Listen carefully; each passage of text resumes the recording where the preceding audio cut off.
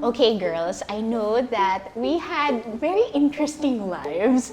So maybe you could share, like, how was it for you recovering from a heartache? Like, let's say you went through the whole phase of Sarah McLachlan, going Santi with your playlist, and you're finally eating chocolates, Ben and Jerry's, and then you wake up one day, you know what?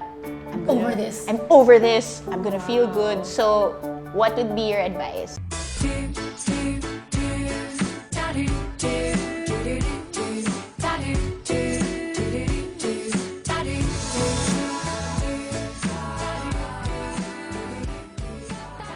For me, get yourself to the gym, get fit.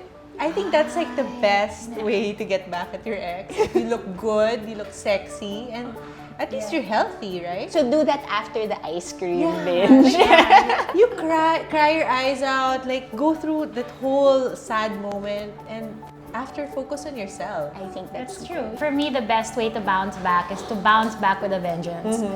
Like, and it's not just like to sexify yourself to prove a point. No, it's not that. It's just that now you have more time to focus on yourself, right? And when you focus on yourself and you do things for yourself, you end up feeling better.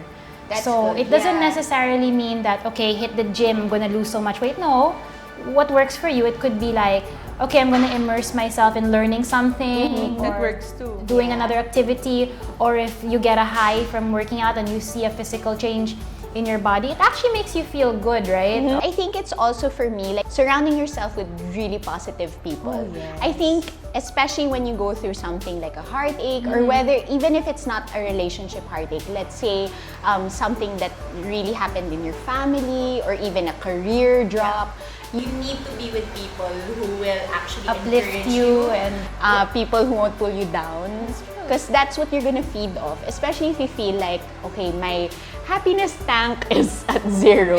You need like good friends to sort of fill you. That's what your girlfriends are for, right? So make the most of them, call them up and make them collect. Like, you have to be here for me. It's true. And you know, it's important also, a lot of us, we tend to forget that, no, I'm gonna make it a point, I'm gonna be so busy, and you're gonna regret you broke up, or we broke up, or whatever. You know, okay, if it works for you, but sometimes it does backfire, you know, because sometimes you're so busy and focused on getting back or doing something different, revenge or whatever. You know, you don't realize that you're actually hurting yourself. You're not really hurting the person, you're hurting yourself, because in the end, you're not really getting over what happened. So for me, I think, like, you should allow yourself to grieve a little bit. You know, you are heartbroken, it hurts. That person was part of your life for I don't know how long, whatever. Go through the whole thing, because if you don't also feel, you know, you don't cry it out, you don't release your emotion, you know, the next thing you know, you might be bouncing back and going rebounds on people you don't even want to have relationships with. You know? Oh, that's the worst thing you can possibly do.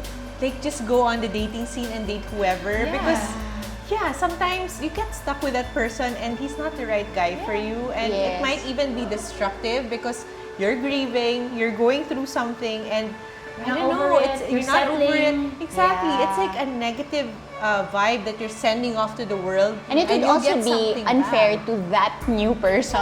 Let's say if the person came in, you know, with the best intentions, really likes you a lot, and then realizes, oh no, you're not really healed, or you're not in the best shape. I guess it's also unfair. And another tip, I think, if you have the budget for it, try to travel. Like, get out. That's the best. Get out of your comfort zone. Like, leave your familiar places. Like, familiar places that remind you of your ex, or what you used to do, or even the people who remind you of all these things. And just like start fresh. And explore, even by yourself. Yeah, and it doesn't have to be like travel, like luxurious travel.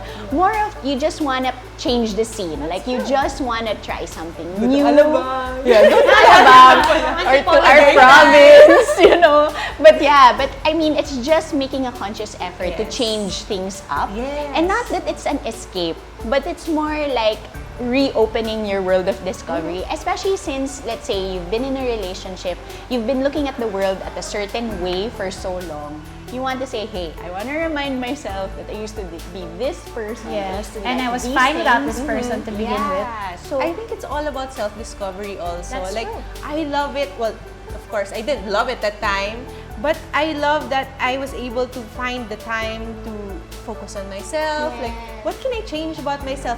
Appearance-wise, or not just that. Like, what do I want to learn? What do I want to do? What am I interested in? Yeah, that's exciting. Yeah, and you can get to spend time with yourself and date yourself. Believe me, when you're married, you really like crave that. I mean, of With course, kids. yeah, with kids, even just for singles in general, whether you went through a heartache or you never had a boyfriend or never had a serious relationship, I think being single is a golden time, and it's an opportunity for you to reinvent yourself. Yeah, and you get over heartaches. Now when you're married and you have kids, you get a lot of headaches. And That's you know, another ache. that doesn't go away. Yeah, that's every It day. comes back At often. 5 a.m.